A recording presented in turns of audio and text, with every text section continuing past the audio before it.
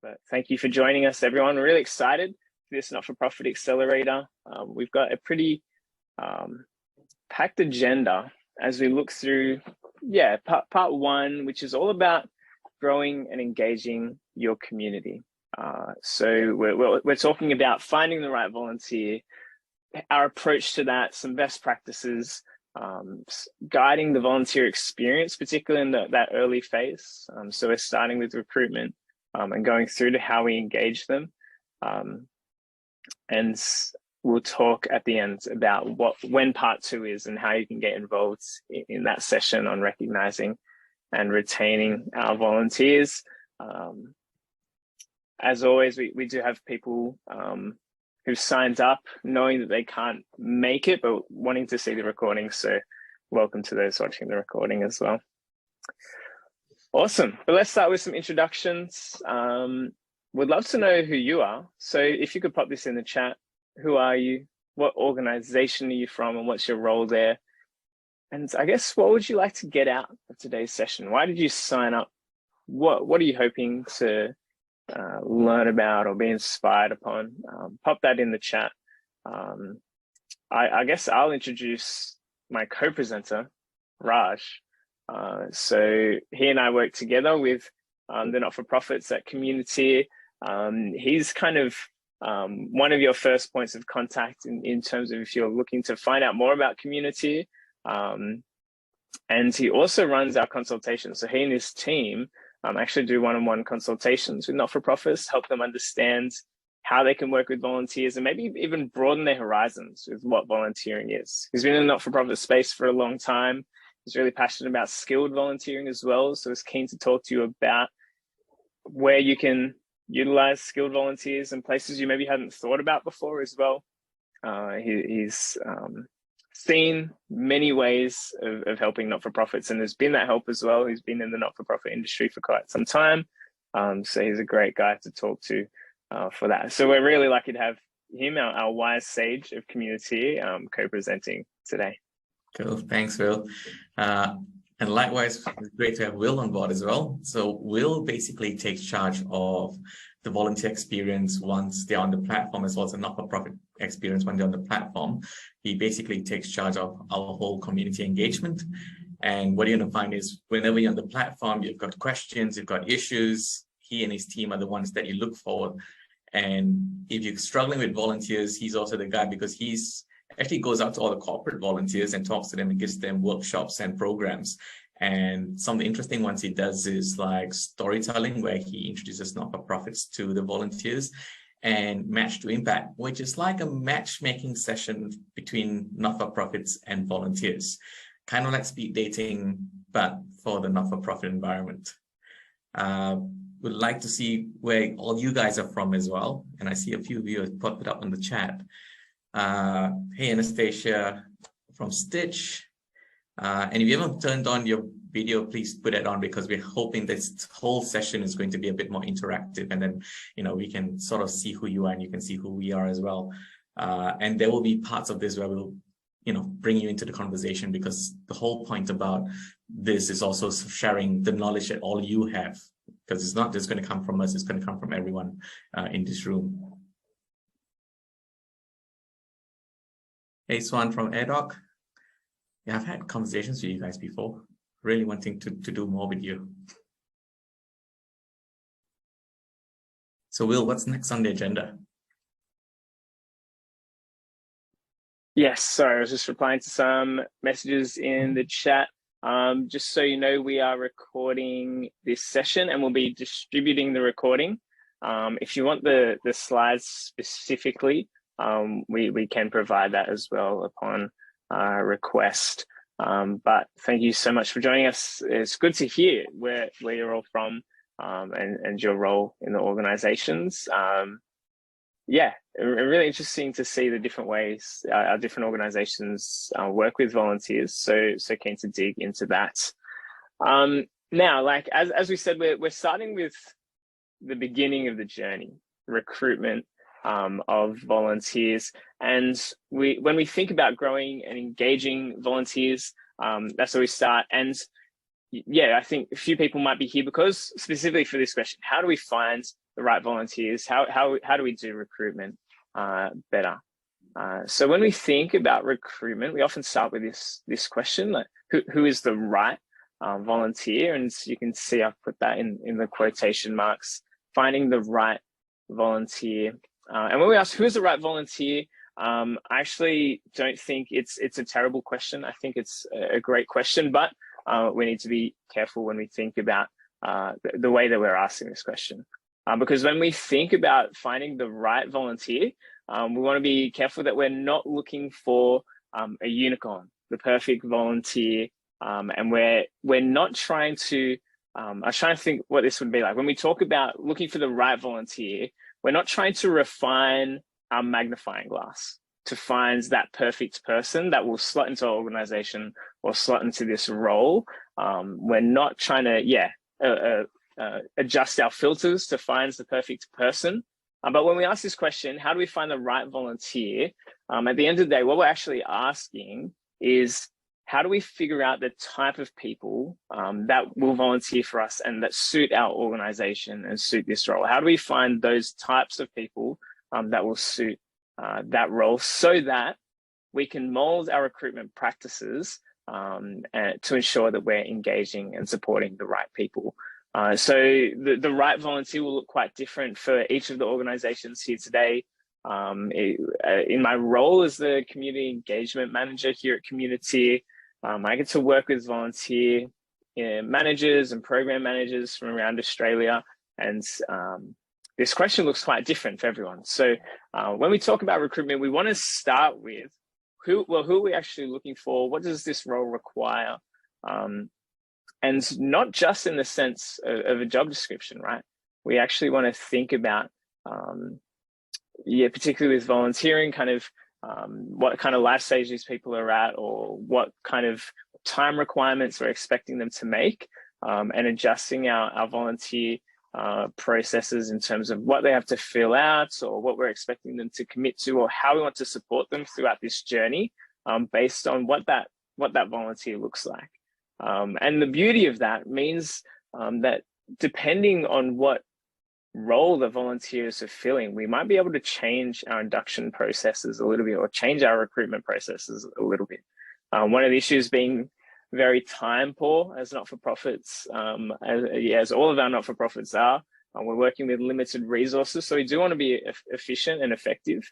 That often means we end up with one induction process for all of our volunteers, kind of no matter what program they are in. And I want to encourage us to think that because the right volunteer will look different for different programs, the way we recruit them and engage them might have to change as well. So when we're thinking about our recruitment processes, the more we can narrow it down per opportunity or per program, the better. And that's something to consider right from the very start.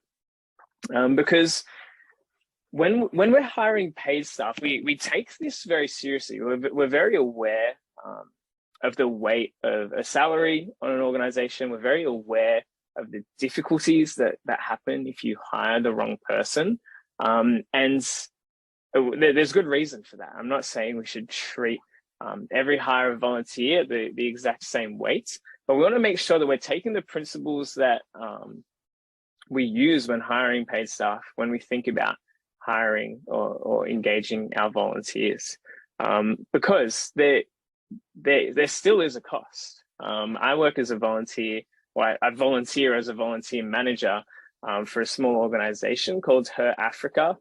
So we are inducting maybe 4 or 5 volunteers a month, which is quite a lot for a small organization and quite resource intensive. We have to be really careful in terms of the amount of time that you can put into induction before you know if this is going to be a successful volunteer or not. I'm sure that resonates with many of our organizations here as well. But we've broken down, I guess, the pitch, or how we engage these new recruits. So I want to start right from the beginning, from advertising our position, understanding where we want to go out to, or where we are going out to. So there's many great places out there. Community is we are not a job board, but we have a database of 3,000 volunteers, and we want people to join your community. So we talk about how by being on community, you have access to that network of volunteers. But you are probably familiar with a bunch of programs or a bunch of online platforms that your organization might use. It's great to take stock of those and understand which ones you're using and which ones are being effective for yourself. And so when we think about advertising these positions, often we think about social media, but sometimes the volunteers we want to engage with are not on social media or not on that particular platform. So those are the kind of things that we really need to think about. How are we advertising to these volunteers and where are we doing that? Secondly, the job description. So at Community, we talk a lot about volunteering opportunities and how we position a volunteering opportunity. And we actually don't think that a job description is the best way to advertise a volunteering opportunity. But we want to take the same weight that a volunteer needs to know what they're getting involved in and what they're committing to before they say yes to it. And that's really important for both the organization and the volunteer. So we want to be really clear, either by setting clear parameters. So if you have a really well-developed program and you can say that this is exactly what you'll be doing, you can set that up right from the beginning. If you're not sure, then you want to be aware that you can actually work with the volunteer and tell them that you are able to communicate about the opportunity, and there's flexibility either in the hours or when it's completed. So it's really important that job description that the volunteer knows what they're committing to, or has the chance to speak to you about what they're committing to. Number 3 is induction and training. So there are many different ways to do that. I think if anyone's been involved in Oz Harvest, they're a really good example of a really well-developed induction program, and something that by the end of it, you feel like you're part of the organization.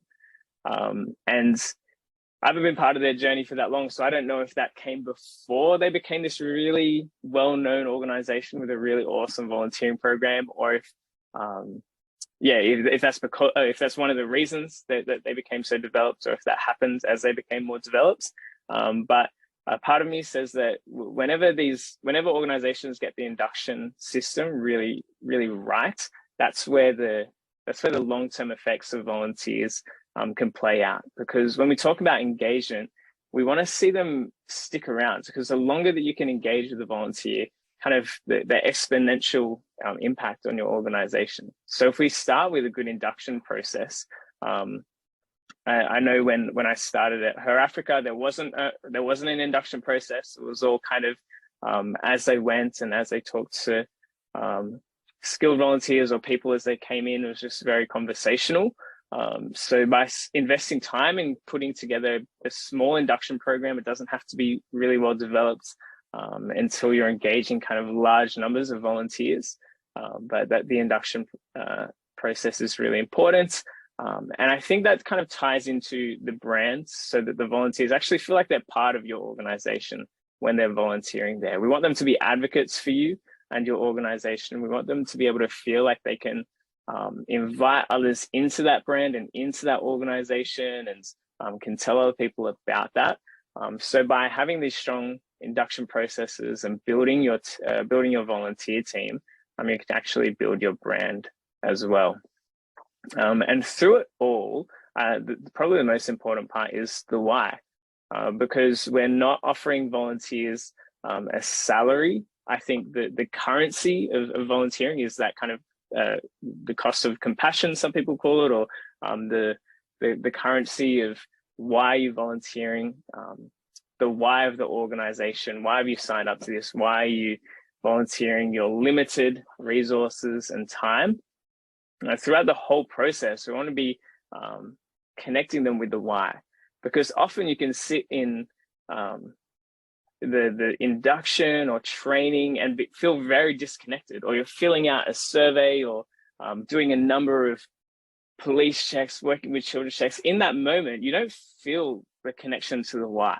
So how do we as an organization weave that into our processes so that our volunteers understand why they're taking these steps, and what they're doing to take these steps to enter the organization. And when Community, at the start of the year, we started looking at the way that we engage with our not-for-profits. We saw quite a big shift in the way that we thought we had to engage volunteers. When we talk about how we engage volunteers, we actually wanted to, I guess, challenge the way that we were posting volunteering opportunities on job boards and the way that we were bringing volunteers in that way. I want to think about what we call a community-first approach, because the why is so important. We thought, why are we waiting until after they've committed to a volunteering opportunity to talk about the why? How are we making sure that we're front-ending that and front-loading that so the volunteers are feeling connected to the cause first? So one of the reasons we run this program is so that the volunteer managers or program managers on the Community platform are kind of well equipped to use the platform and engage volunteers there. But the whole Community platform was designed because we actually think the volunteers should be joining your community rather than joining a role. So that's what we found when we worked with Seek Volunteer, that but even though their model kind of works because they have so many volunteers, or they have so many contacts using that platform, right? That even with just a small team from Seek Volunteer running that side of Seek, they're able to create lots of connections because of the scale. They're able to do that and create lots of connections well.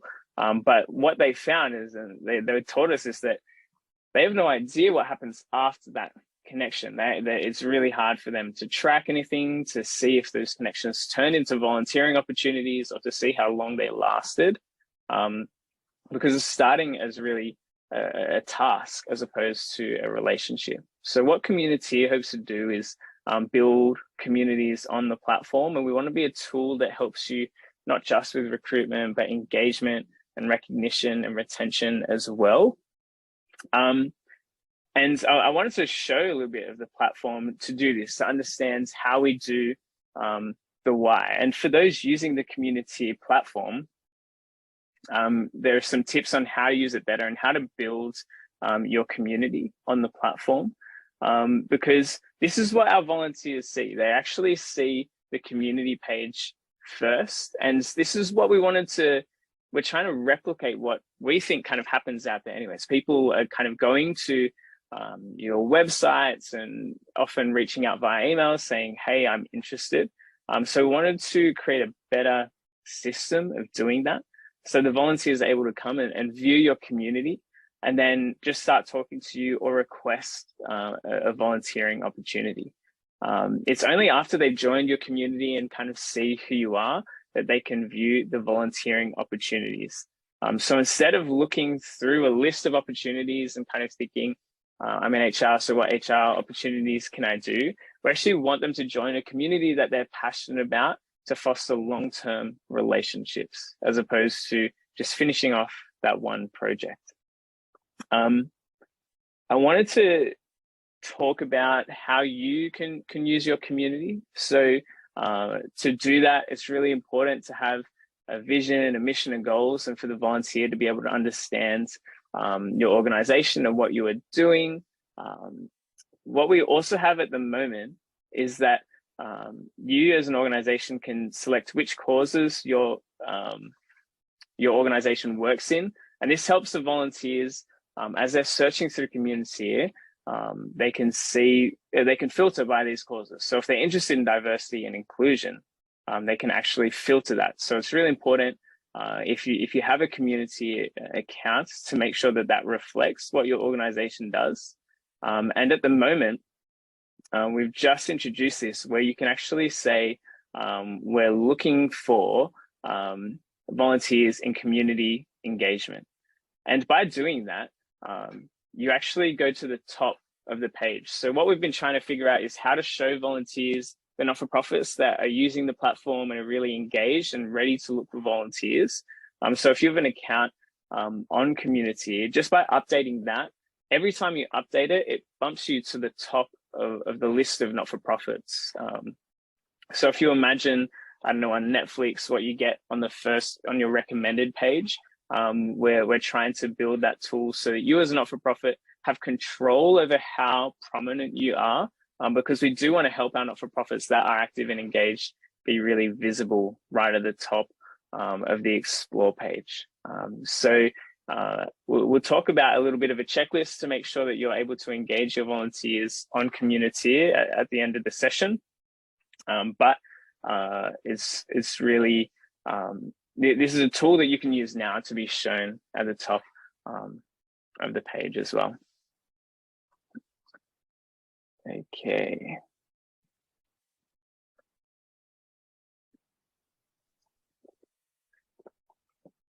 I think we have a poll. Sorry. A poll here. Olivia, could you please run the poll for us? So that's a little bit about the community first approach and how Community approaches volunteering. Wants to understand a bit more about you and how you work with volunteers at the moment. So have a second to look at those two questions. How many volunteers do you have in your network? What are we looking at? And then do you have an induction program for your volunteers? We have a couple of large organizations with, well, we've gone 100+ here because often we're working with small not-for-profits who are really starting their volunteer programs. So looking at those smaller numbers can help us figure that out. Whereas some of I think some of the not-for-profits even here today might have 1,000 volunteers or more. So some established programs as well. It's good to see everyone responding to the polls. We've got a good mixture actually, and I'm glad no one is on the 0, which means you're all engaging with volunteers somehow, and just looking at how you can improve that engagement with the volunteers, I suppose. And a great point from Nick that the number of volunteers you might have on the books compared to active volunteers might be quite different, and that's okay. I'm not sure if, so yeah, we don't really clean out our volunteer list. We don't necessarily want to remove the contacts, but sometimes it's good to understand that number of kind of who's volunteered in the last year. We might say are engaged volunteer or not, so we can figure out those differences. But awesome, thanks for answering, everyone. And you also brought up a question about when was the best time to recruit volunteers. Do you have any thoughts on that, Will? We find in the lead up to Christmas, you get a lot of people wanting to do volunteering, but in a very limited capacity and kind of their one-off or event-based, or they want to do something as a team, particularly with corporate volunteering. Everyone's doing their team volunteering in the lead up to Christmas. So whilst that is a really great time to do your corporate engagement, it does depend what type of volunteering you're looking for. If you want a skilled volunteer to work on your website, you might be getting people jetting overseas, so a very limited number of people who are willing to take on a big project at that time. But often kind of in that January to February period, as people come back and they've kind of reset their year, they've figured out their priorities for the year, maybe they're ready to give back. That's when those kind of maybe more skill-based, project-based volunteering types can be taken on. It's really important, yeah, to once you figured out who the right volunteer is, what times you need to avoid. Financial year reporting periods, school term, school holidays, or that kind of thing. You can recruit volunteers year-round. You just want to take a few of those dates into account.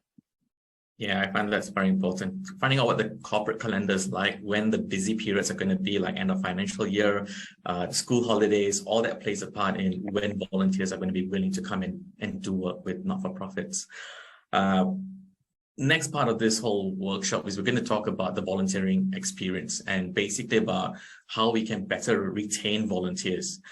There's a school of thought about transactional volunteering versus transformational volunteering, and you're going to find traditionally, we're all in that transactional phase. And this is basically describing where volunteers come in, they do a task, and then, they go off.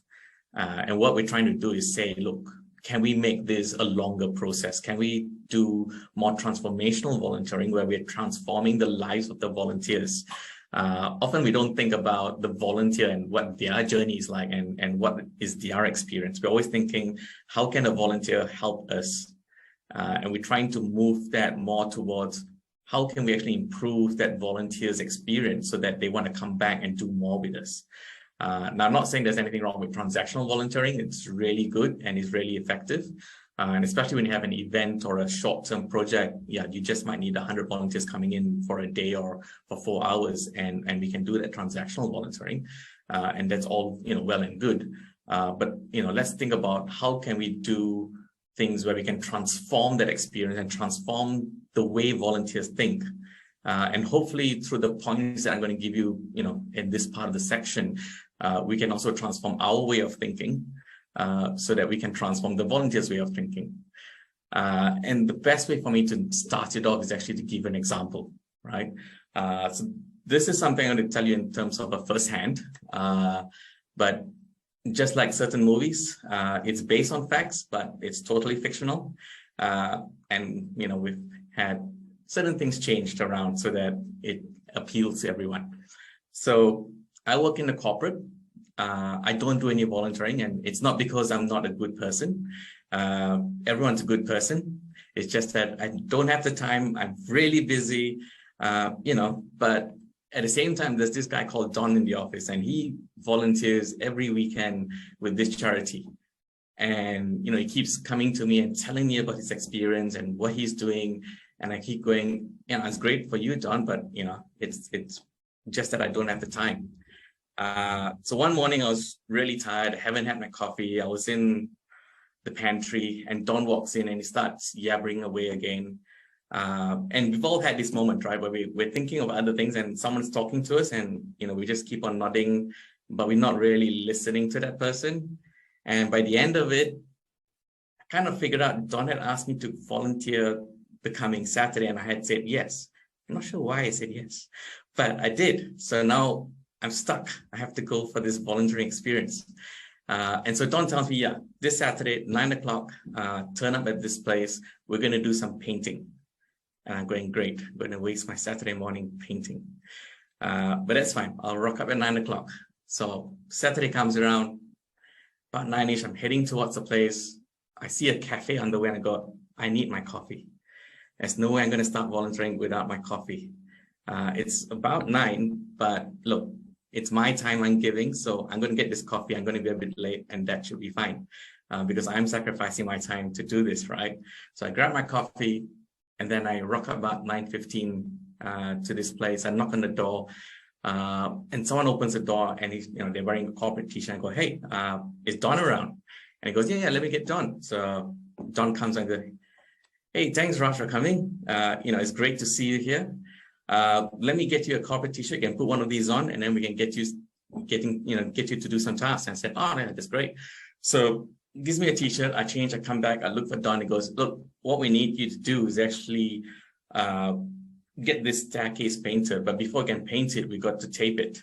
So he explains the basics to me, tells me who is in charge of the whole staircase, and I start going up there and taping away.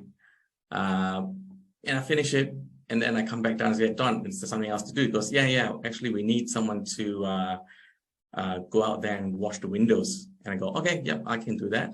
And he goes, we've got, this ends at about 12. And then from there, we can shoot up. And I go, okay, great. So I go in, I start washing the windows. There's 2 other ladies. We start talking.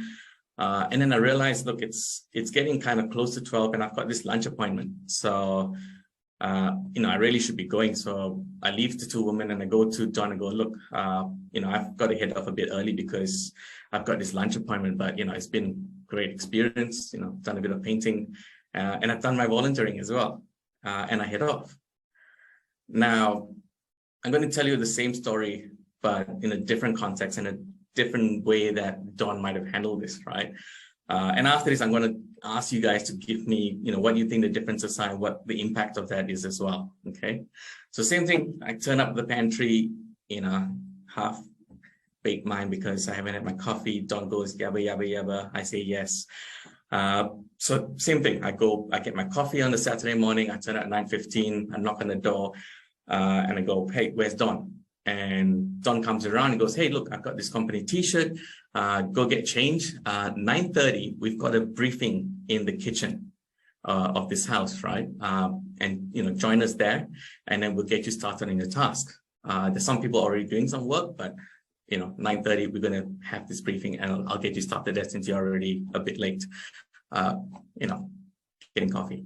So I get to the kitchen and then Don comes in and goes, okay, first of all, thank you all for coming because you guys are, giving up your Saturday mornings and it's something that we really appreciate. Okay.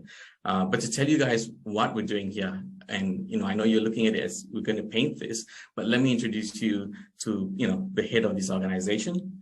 And the organization is basically an organization that helps kids on the streets. They've been turned away. They don't have, a place to go. And what we do is we go in there and we try and bring them in. We teach them about how to survive, give them basic skills, and, get them back on their feet. So this home is basically going to be their home till we get them set up, right? And let me introduce you to Frank, who is basically the one who runs this whole home. So Frank comes on and goes, hey, guys, look, I really want to thank you guys again for showing up. You might look at this as a simple painting job, but here we look at it as giving these guys a second chance. And the reason why we paint before we get the new batch coming in is because these guys have been out on the street. People have always written them off and said, you're going to amount to nothing. But by giving them a house, which is brand new, with the effort that we put in to make sure it's, up to par, and it shows them that, you're valuable and you mean something. And this is what we're trying to put across when we give them, these perfect premises with the new paint, with the latest things in the house, is to say, we put in all this effort because we know you can amount to something and you can basically change your lives and make an impact into society as well. So that will change their way of thinking from the get-go, rather than giving them some old dilapidated house. You come into something brand new. And I thought, wow, that's pretty interesting. A paint job can actually change someone's lives. And then Frank goes, okay, we've divided into different teams. This is a team leader, and you're going to do different tasks. I'll give it back to Don. And Don goes, yeah, so Raj, you're going to be with Lisa on the staircase and you're going to be taping that staircase. And I said, okay, great, and I go taping that staircase. And then I finished that. Don comes around and checks on me, goes, okay, how's everything going? Do you have all the tools? Is everything, that you need so you can do the job? And I go, yeah, everything's perfect.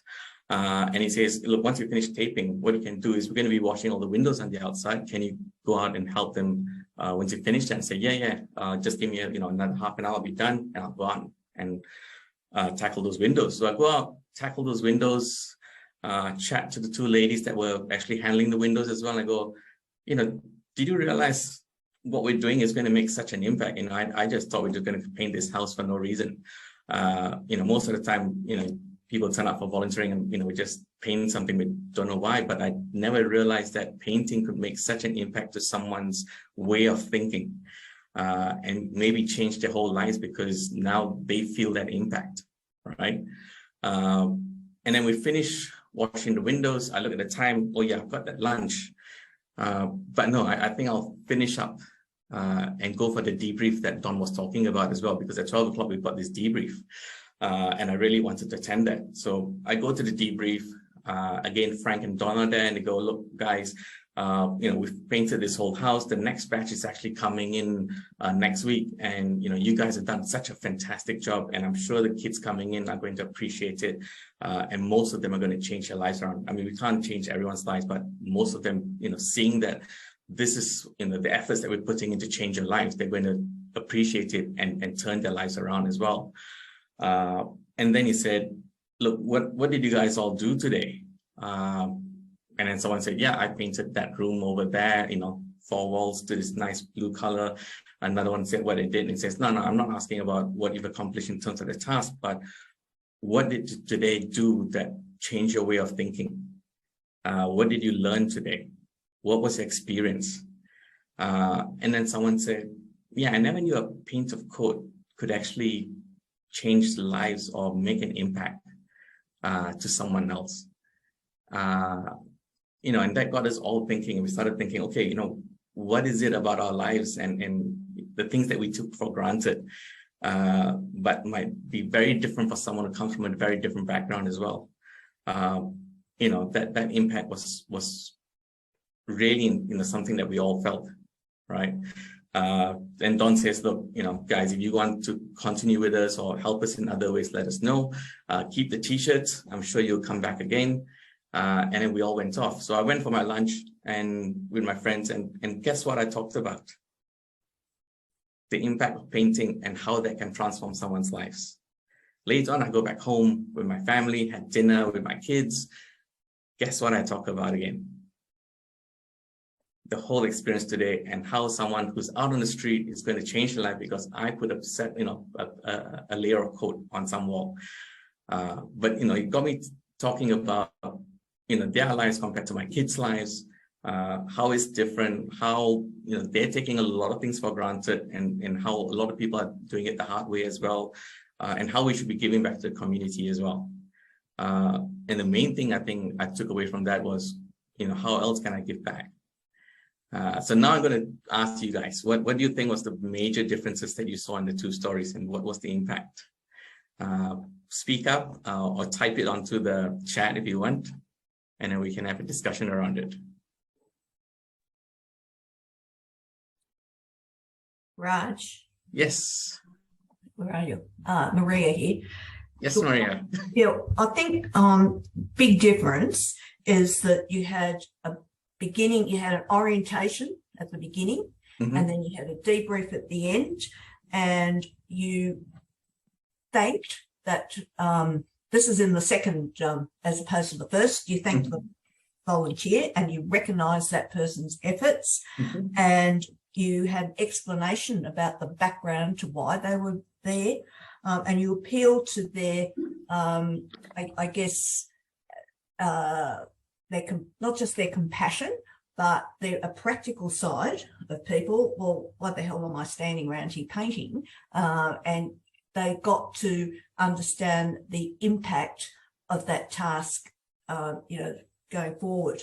So in the end, you gave them a specified time. They finished, and they were acknowledged, and they felt a sense of achievement.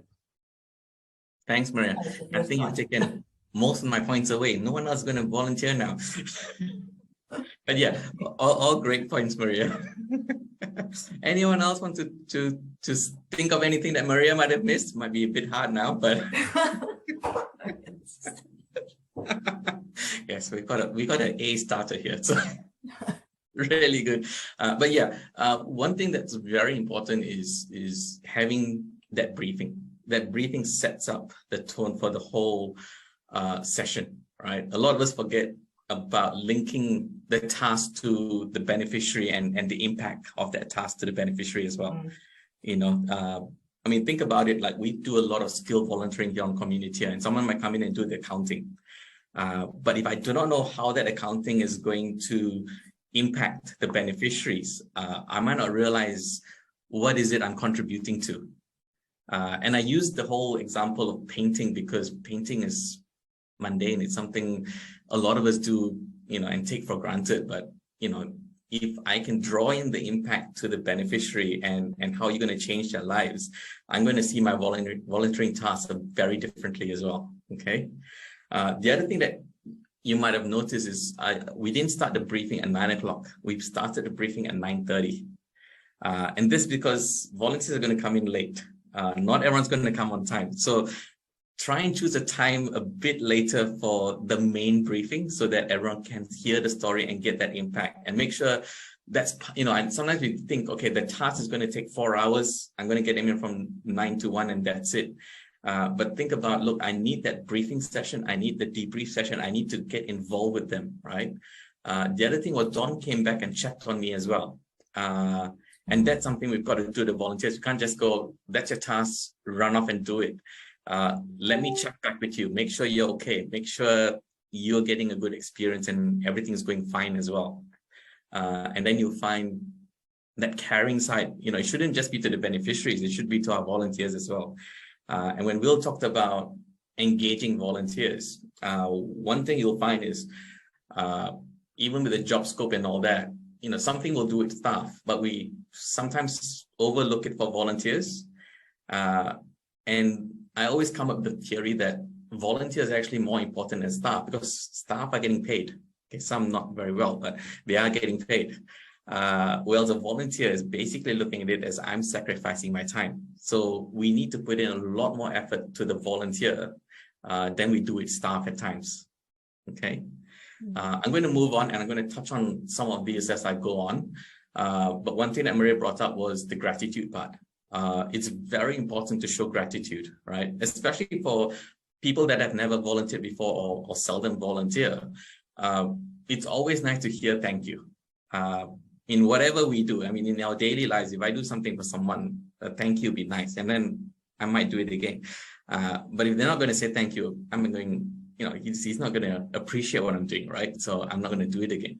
And so important to volunteers that they feel, look, they are being thanked, their work is being recognized, their contribution is important. And that's something got to make them feel as though whatever they've done, it's very important, right? Because if I feel what I've done is not important or it's very menial or, something that's very small or doesn't have an impact, why am I doing this?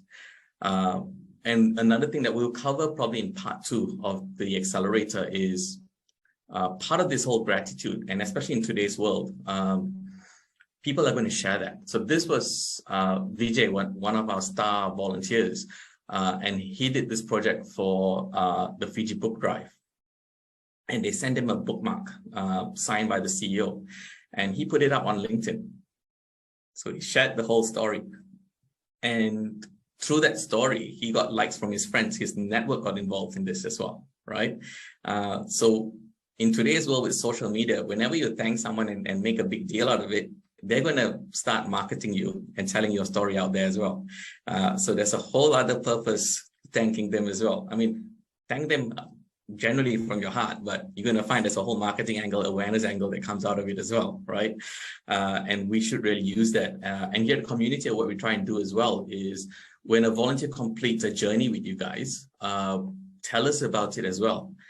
Because then what we'll do is we'll write a story that we can share on social media. And when we write that story, what's going to happen is the volunteer is going to share that story. You are going to share that story. We are going to share the story. The corporate that they come from is going to share the story. And that's only going to amplify the whole awareness of your organization, your cause, and through the story, hopefully get more people involved as well. Okay. Next slide. We basically talked about, again, Maria, the staff student, has covered the importance of this. Don't shake your head, Maria. It was a very, very well summation of all the points there. So the brief is very important because this is where we are actually telling the volunteer why they're here. Make sure we set the tone. And if we're having a whole longer sort of segment with the volunteer, then we got to look at induction and bringing them into the fold, right? I always say, look at them as more than staff, because if they're going to come in for the brief or the induction, this is where I'm going to tell them what they're trying to do with us. What is their impact going to be? Why is their work important? And how can they be a part of my organization, my community, and what we're doing, right? And then throughout the journey that they have, you've got to guide them. And then at the end, give them the insights, okay? Next slide. I realize we're taking too much time.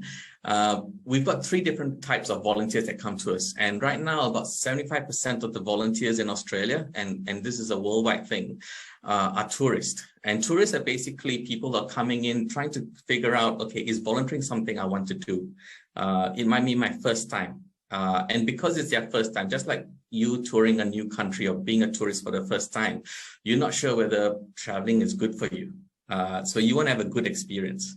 And it's really up to us to basically make sure that they have a good experience when they do travel, okay? Now, if they have a good experience, they're going to become travelers. And that means they'll do more volunteering. They'll be willing to take up more responsibility. And what we want to do is get them to that Don. So if you look at the example, Don is a guide. He's also a volunteer, but he spends the weekends with the not-for-profit. And if you can get someone to that level, basically what's going to happen is you've got a part-time staff that's, a volunteer, and they can do the recruitment for you. They can go out there to the community, take up tasks, run a project for you. And what we want is to get more people to that guide stage. And right now we've got probably about 5% of the volunteers at that guide stage. And we want more of that 75% going towards that guide stage, right? And this is something, you can talk to us about your programs and how you can engage better with volunteers to make sure they go to that guide stage as well. The next slide are some of the differences between transactional and transformational, but I'm going to touch on more on the transformational. And this is where we think about the volunteer as that person we want to develop that long-term relationship with. So we're looking at why is it they volunteered? What is it they want to get out of volunteering with us? Look at it as, how do I develop them personally as a staff? So I might have more time with them, have one-on-ones with them, find out more about them as a person, look at what they're going to get out of this volunteering. It might be, look, I want to develop certain skill sets and look at it, how you can develop their journey with them, right? What is their comfort zone? How can I push them out of that comfort zone or work within that comfort zone, right?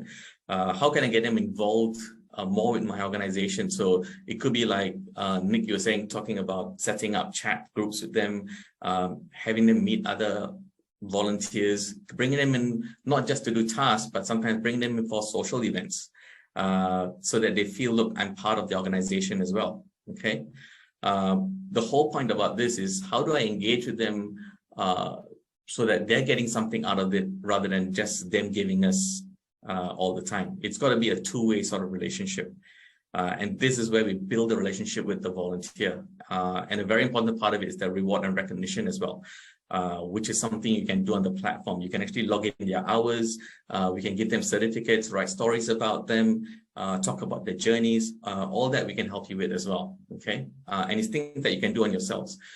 So wherever you don't have it on your own, come to us and we can help you with that as well. Okay. There's a lot more we can talk about, and this is something we'll cover in the next workshop, which I think is in a month's time, and something that we'll be talking more about, I think. I know I rushed through a bit of that. Took too much time telling my story. Sorry. But we will. No worries. Thanks, Raj. Yeah, we do want to have a little bit of time so we can ask some questions, maybe talk about some of your examples or what you want to hear about specifically from your organization. We like to finish our events with a little bit of a checklist as well to cover kind of some of our key tips moving forward. We do run these events specifically so that our not-for-profit community is able to use the community platform better. We think that these 4 things are really important to ensure that you can use it and engage with volunteers as best as you can. So updating the About Us page, actually getting on and posting those opportunities, that little thing where you can update the skills you're looking for so that you're being shown at the top of the Explore page, and you can actually invite volunteers to your community as well. So those are 4 pretty simple things. I know it is tricky to carve out time to do that. That's one of the most common responses with our not-for-profits. We totally get it. But there are those tips there. And then as an organization, if you may be inspired to review your induction processes, rethink how you see volunteers, and say thank you to your volunteers as well. We do have part 2 of this accelerator focusing on recognizing and retaining your volunteers, 8th of November. Pop it in the calendars. I think Liv has given the link in the chat, so you can actually register and get that in your calendar now. But I want to get that out of the way, because I do want to spend maybe 5 minutes on any questions that you may have, either about the content from today or about what maybe your organization is facing, or you want to hear from not just Raj and myself, but maybe the other not-for-profits in the room as well. Any questions? Yeah, and I know we're supposed to end at 11, but we'll still be around, and we're happy to take on more questions and have a bit more discussion if it goes on past 11 as well. 12, but yeah. Oh, sorry, 12.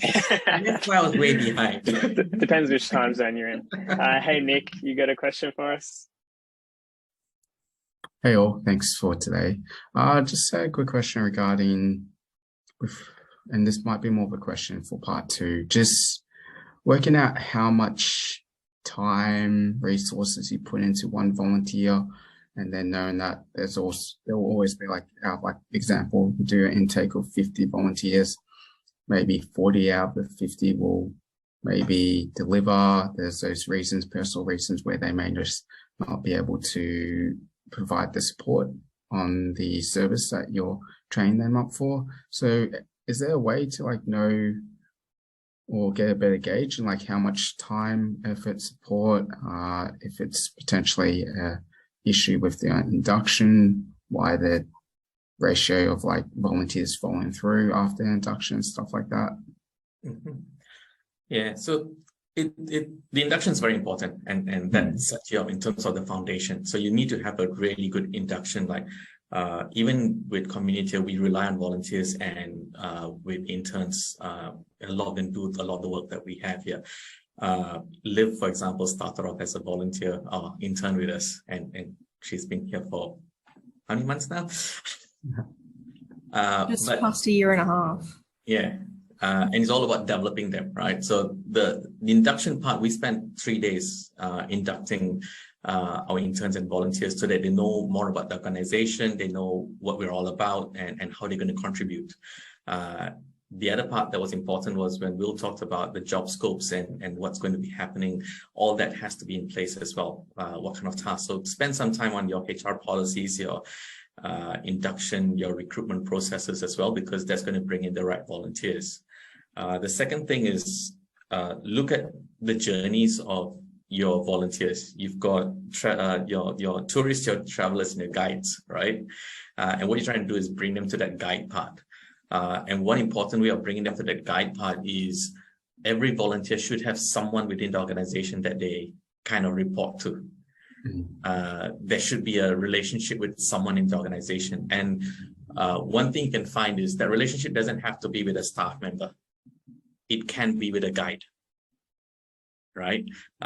So that's something else you can think about. If you've got a lot of volunteers, figure out who your guides are, bring it up to a status where they can also be supervisors to the volunteers and develop that relationship. And then the third thing is, don't think of it as, look, they're just here to do work. Think of it as, how do I get them involved in my community? How do I get them involved in my organization? And that might mean things like, okay, let's find out their birthdays. Let's send out birthday cards, or bring them in for socials. Like once a month, you might have something where you update about your organization. Bring them in for that. Even if it's online, send them a tea bag and say, look, join us for a coffee or tea. Once a month, and then they feel, look, I'm still a part of this organization. I'm not just a volunteer coming in for 4 hours and going off, right? There's a longer term thing to it, and you got to figure out what they want out of it as well. So that first interview with them is kind of important, because you got when you first think of it as, I'm hiring someone, right? What is it I'm going to do with them? So that first interview kind of sets the tone as well. Do I just want to come in for a marathon and hand out water, or do I want to do more with the organization as well, right? Yeah. Thanks for that, Raj. Appreciate it. No worries. Anyone else has got any comment on that as well?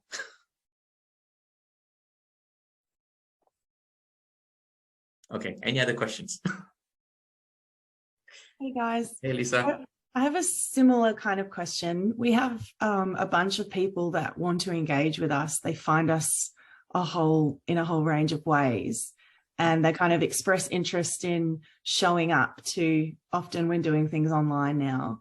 But our drop-off rate of like people who RSVP for something and then just no show, even after us, usually like we'll try and call as many people as we can, or even just send them a text reminder as well as an email.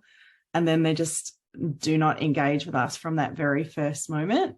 It's kind of getting frustrating. And I'm wondering if you've experienced it too, or if there are ways that we can better engage, or just even if we're attracting the wrong people that don't actually have the commitment, they might have the want, but that don't have it in them. What's a way of recognizing that or advertising our role, volunteer opportunities differently? Maybe I can answer this one, Raj. Yeah, with the volunteer work I do, it's at Her Africa. So it's kind of all about international aid. It seems really attractive. Like people find us online, like, wow, I want to help people in Nigeria. So we get bombarded with expressions of interest. And that's my whole role at the organization, replying to those expressions of interest and often never hearing back from them or setting up a call. Want to tell you there's probably universal, not even just for these high interest areas of climate action or international poverty. I think every not-for-profit is seeing it. I'm not sure if this might be a societal commentary on people being less committal than they used to be or something like that. But I want to tell you that we're all feeling the pain at the moment. Some practical tips could be trying to set up an early gates just to get some hints of commitment, just to see where they're at. For me at the moment, it's just send through a resume and let's set up a 5-minute chat on a phone call. And if we can't organize that, then I kind of just dust my hands off that and just move on to the next person. That it can look different for different organizations. Sometimes all you need is someone to turn up to an event and help unpack chairs. So sometimes all you need is that one-off commitment. Yeah, for me, it's even some people were kind of coming in saying, yeah, I can volunteer for the rest of the year. And I'm actually saying, no, all I want you to do is commit to 1 month. Can you do that? And we once we complete the 1 month, then we talk about, can you commit to the end of the year or long term or that kind of thing. So those are some little practical tips, but also we're feeling it across the board. So it's not just you. Thanks, Lisa. Nick, did you have something to add or a separate question? Just something to add. So yeah, definitely feel the same thing as what you're going through, Lisa, as well. I imagine a lot of other organizations. One thing that we've done is we've added a few things where it's not as straightforward to be able to volunteer with us. So like if you can book in for an interview, but like generally with the interview process, we use Calendly, which is one of the platforms we use. And as part of that, you can like include different questions. So I normally get the applicant to include information like on their reasons why, what their expectations are, how long they plan to volunteer, if it's like 3, 6, 12 months, if there's any concerns that may impact it, like maybe they're on holidays for a period of time, particularly if they're like, if it's part of like our first quarter intake and they're going to be like away for like 2 months mid-year, then maybe now it's not the right time to be able to volunteer with us, like still keep them, but like probably see if they're better suited at later intake. Also, in the interview, I found that worked really well to just unpack with like what they've got planned for that year and how they see if it's going to be realistic. And more, probably about 10% of the applicants, they've had that aha moments, like I have that intention, but if I want to be able to commit and provide my time, I need to be able to, something has to give, then it's just not feasible. Like they'll tell me that they're doing things like every day of the week. I'm like, this doesn't sound like it's going to be something realistic for this year. Maybe come back to me or something like that. So we have decided to be a bit more stringent on that, just to make sure we're investing our time and resources in people where it is realistic for them as well. So I don't know if you have anything more to share on that, William or Raj or Olivia or Maria. Look, over the years, guys, I work in Rotary and with Days for Girls in Cambodia. I've been doing this like 10 years.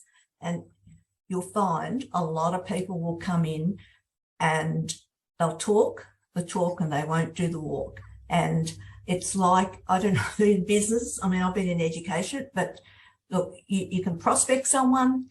If you can't give them all the information that they need, it's not you, right? You move on to the next person.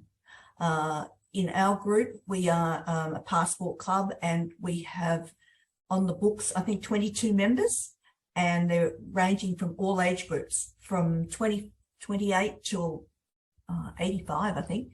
But all of these guys, like, just to get them to turn up once a month to a Zoom meeting, in many times it's like rounding up cats, but you do it, right? And they're all busy doing that. They all have NGOs to work with themselves, right? But we're there as a conduit, let's say, to assist. But certainly, first, you're not alone. And secondly, I think that, yeah, you do move on. You qualify them as best you can, and then go on to someone who's got the quality, right? Thank you. Thanks, Maria. Yeah, both of you think and Maria, very good points. And Lisa, yeah, you're not in the boat alone. Even at community, we're facing the same issues. Okay, It's something all of us, I think, go through. And like what Maria and Nick said, you got to identify who are the ones going to continue with you on the journey and who are there which you have, and you got to be stringent. It's very important, right? Because not everyone realizes what they're signing up for as well. You know, they all think, oh, it's going to be easy, I can do this. And then that aha moment, like Nick said, oh, wait, there's no way I'm going to do this. I got a full-time job, I've got a family, you know. How do I do that? So, you know, it's no one's fault, but it's just understanding that this is going to happen and how do I deal with it. True. Yeah, and I think it's also important for our mental health not to be bogged down by it, because some of us might go, am I doing something wrong? Or it's sometimes just the nature. So for your mental health as well, make sure you know you are doing the right things. It's just sometimes you can't plan for everything, and you can't expect everyone to be responding the same way. Yeah, look, Raj is absolutely right there. One of the things in this sort of work, and I've, as I said, I've been, head of international schools and all sorts of things. And the thing with volunteering, and I've got to be honest, is you can't sack them, right? And take it from an old lady, right? But the thing is, with that in mind, you do try and meet other people's needs as well, and you can reach out so much. And then you need to set a limit. Swan, you've got your hand up. Do you have something to add? Yeah, I totally feel how you're feeling. We have so many roles that come out, and some of them are just one-off events. But for us, like, they all have to do an application form. So if they don't get through that, we don't bother, because it means that they're not even able to spend a few minutes to do the application. So I try not to, unless we're desperate, we try not to keep contacting the EOIs. But yeah, it's a challenge, because you've got some that sounded great on the phone, but they just don't complete the required steps to get through the door and become a volunteer. So, yeah. Yeah, I think that's a very important point. You know, have that gatekeeper sort of thing. So you kind of wash off those who don't even, you can't spend 5 minutes filling out a form. How are you going to volunteer 10 hours? You know, so that's something. And another thing you guys can all talk about with Will is how we can engage in our program to find volunteers as well. Because most of the volunteers who come onto Community, they've got to fill out their profiles and stuff like that first. And then you can get them to join your community. And then one thing that we do with them is with any project, we actually get them to scope the project out first, which means they come in and go, okay, this is an IT project. Let me tell you how this project should run. from their perspective, especially because they are the experts in the field. And once you're getting to that stage, you know, okay, they're quite committed because they're actually thinking of the whole project as well. Thanks, everyone. We might wrap it up there, but it was really great to hear from all of you. Thanks for sticking around and having a chat. It's one of my favorite parts of this session where we get to kind of, there's many shared experiences in the volunteer management space. So I'm glad we get to hear from each of you. But thank you for joining us. We hope to see you on the 8th of November.